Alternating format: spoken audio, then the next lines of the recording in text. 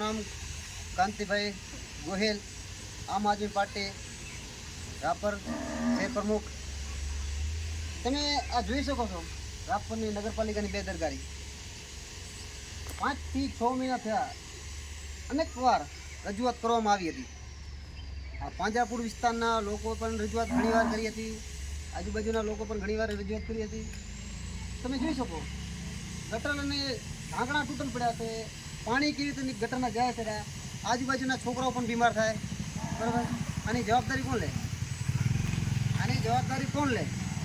બરાબર, આ નગરપાલિકાથી એક આવું નાનું કામ નથી થતું તો રાપરના તમામ લોકો બાકીની આશા શું રાખી શકે?